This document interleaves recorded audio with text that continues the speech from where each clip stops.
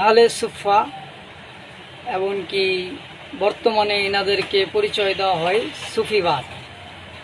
ইনারা সঠিক ইসলাম ধারণ করেছিলেন নিজের ভিতরে, যেটাকে বলা হয় সিনা থেকে সিনাভেদ।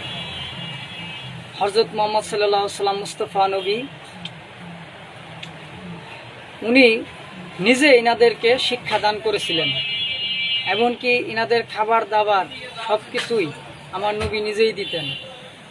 এমনকি সাহাবাদেরকে নসিহত করে গিয়েছিলেন যেন ইনাদেরকে সম্মান ভালোবাসা সব কিছুই দেওয়া হয়।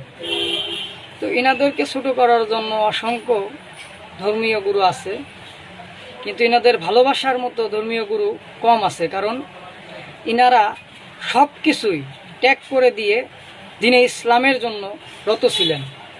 এমনকি সবসময় আমার নবী এমনকি আল্লাহর জন্য ইবাদতে মশগুল ছিলেন।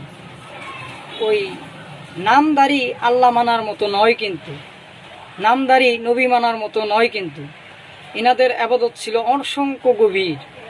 ইনাদের দেখে অনেক সাহাবা বলে উঠছিলেন যে ইনারা কি এমন আছে যে নবী আপনি এনাদেরকে এত ভালোবাসেন।